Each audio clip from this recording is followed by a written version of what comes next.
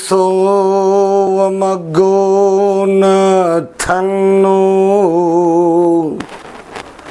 dasana savisuddhiya etanghi tumi pati pajatha maram senam pamohanam। धम्म बंधु, भगवान भिक्षु संघ को कहते हैं, हे भिक्षु, मैंने जो मार्ग बताया मध्यम मार्ग, चार आर्य सत्य आर्य अष्टांगिक मार्ग,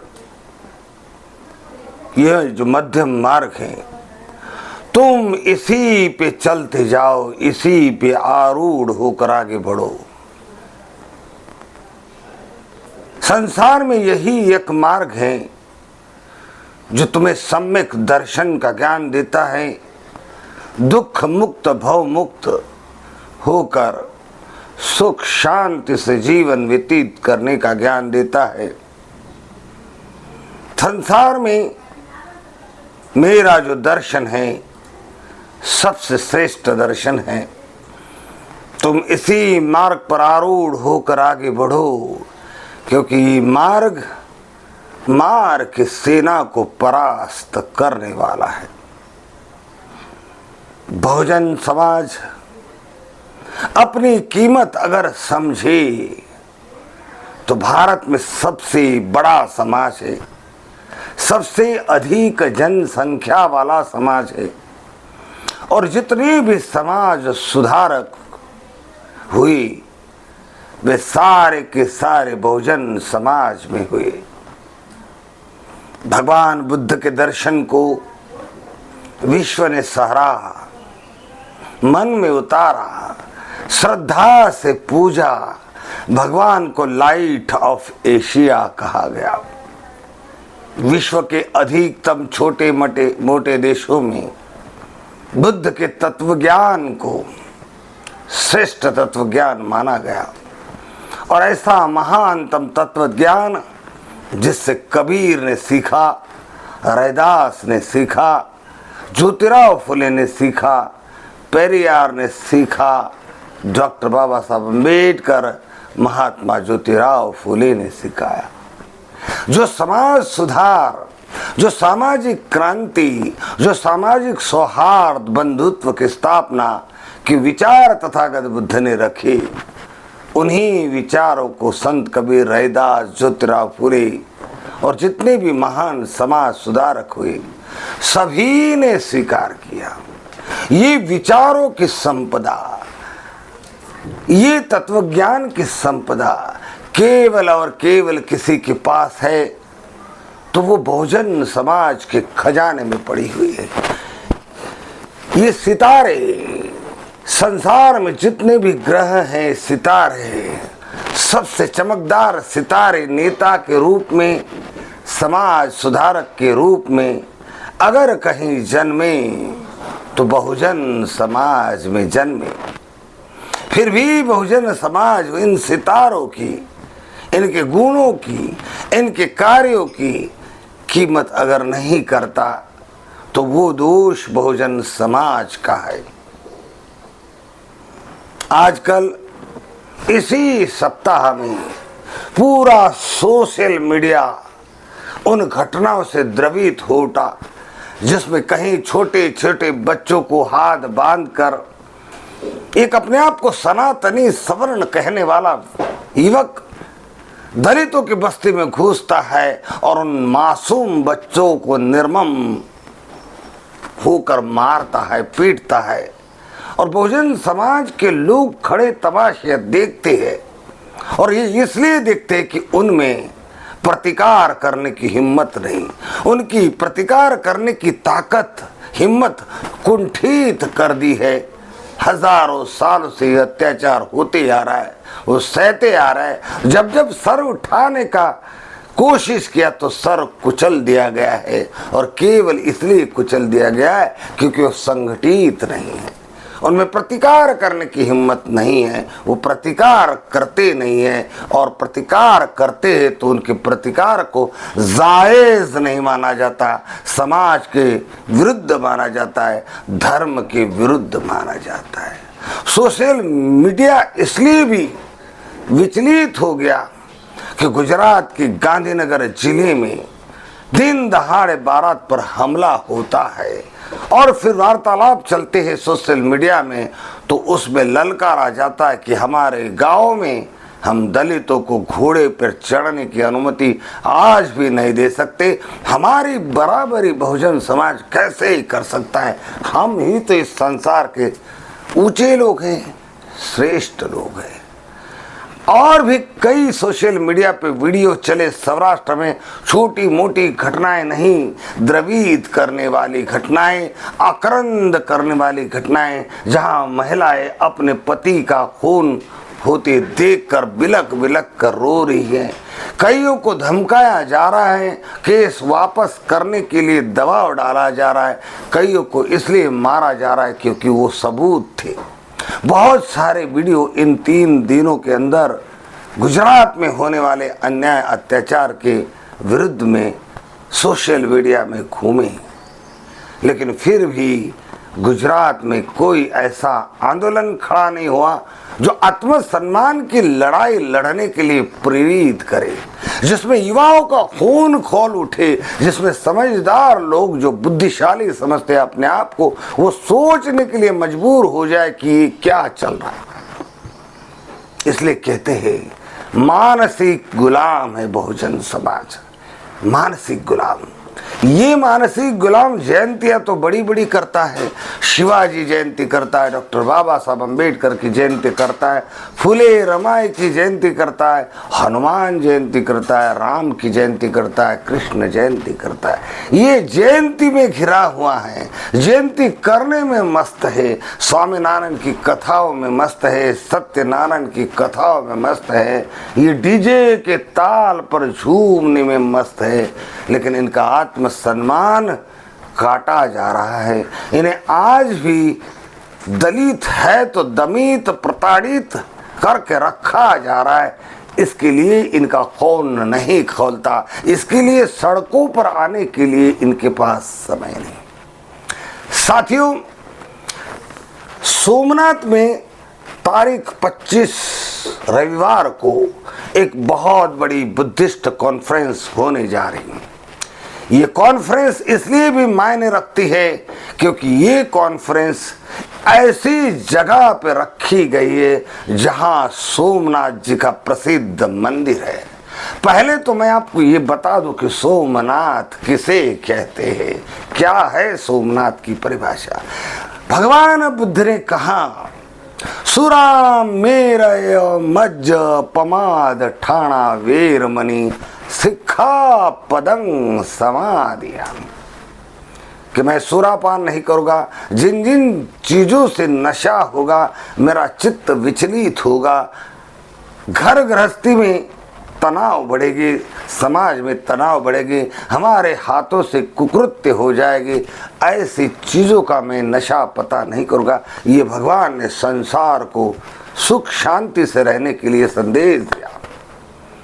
जो लोग मध, भंग, दूध और गुड़ का मिश्रण करके शराब बनाते थे उसे सोम रस कहा जाता था, और ये सोम रस धड़ल्ले से इंद्र, देवता, वरुण, बड़े बड़े राजा महाराजा, बड़े बड़े धनी श्रेष्ठी पीते हुए सीरियलों में दिखाए जाते हैं, और धर्म शास्त्रों में भी इसका उल्लेख है। इस सोम रस यानी उस समय की दारू, उस समय के दारू पीने वालों की महफिल को बड़ा इज्जत दिया जाता था, बड़ा श्रेष्ठ माना जाता था। भगवान ने कहा, सुरा मेरे मज्ज पमाद ठाणा वैरमणि सिक्खा पदम समाधियामी, कि मैं मेरी समाधि पृष्ठ हो और इसलिए सुरापान नहीं करूंगा, इस शिक्षा पद को ग्रहण करता हूं, समाज का कल्याण इसमें निहित है।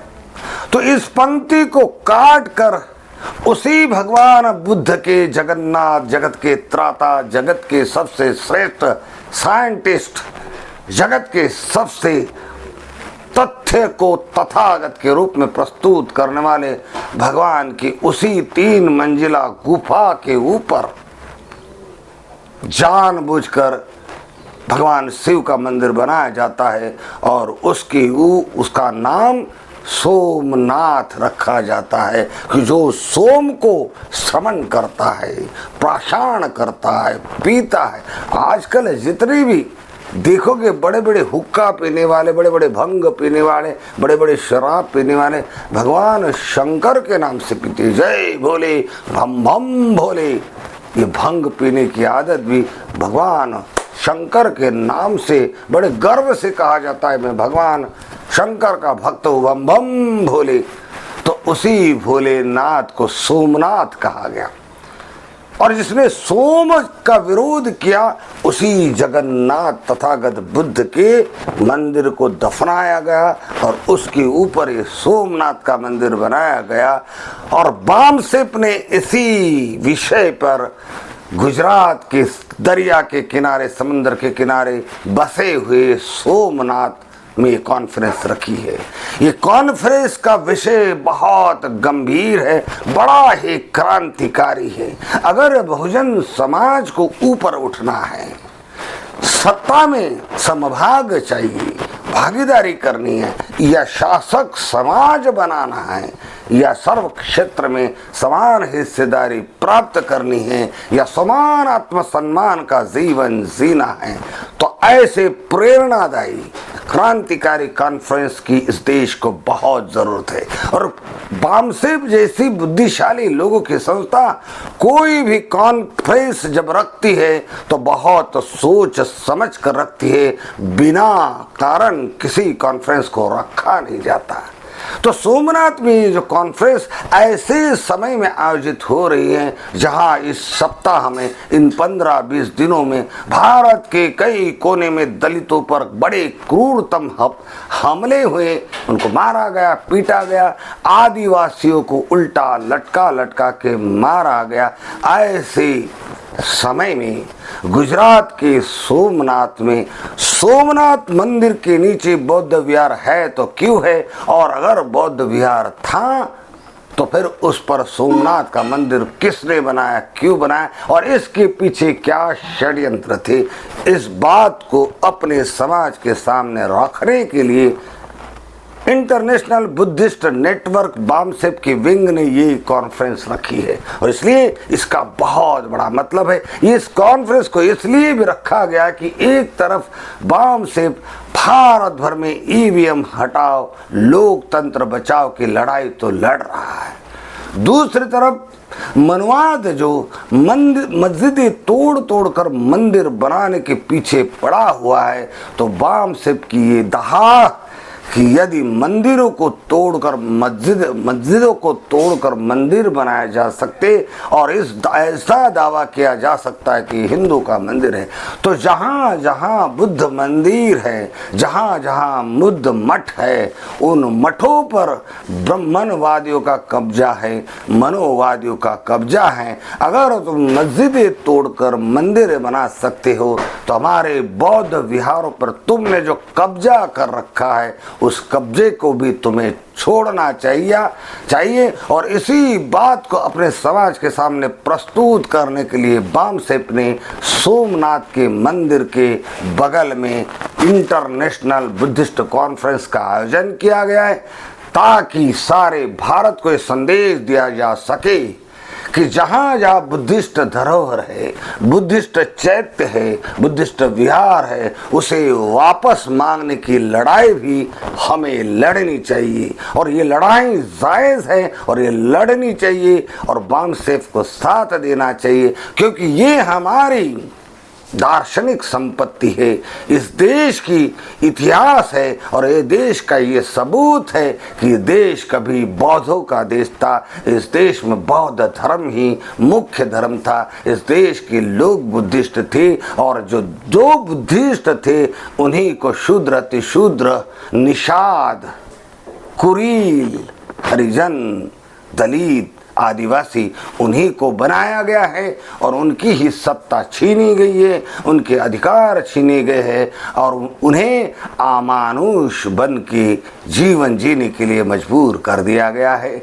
इसी बात का आगाह करने के लिए, ऐसी ही क्रांति फैलाने के लिए ये सोमनाथ में कॉन्फ्रेंस रखी गई है। साथियों, आप आंखें मूंद कर सो नहीं सकते, आप हाथ पे हाथ धरकर अपने घरों में बैठ नहीं सकते, क्योंकि आपके डॉक्टर बाबा साहब अम्बेडकर ने आपकी जो पैतृक विरासत थी, आध्यात्मिक संपत्ति थी, वो दफनाई गई थी, उसी को आपको दे दिया है। आपको संसार का सबसे महान मानवतावादी धम्म देकर आपको ये बता दिया गया कि आप इस देश के राजा थे, आप इस देश के मालिक थे और ये आपकी पैतृक संपत्ति है जिस पे किसी और ने कब्जा किया है। आप इस संपत्ति को पाओ और संपत्तिवान श्रेष्ठ समाज के रूप में उभर कर आओ।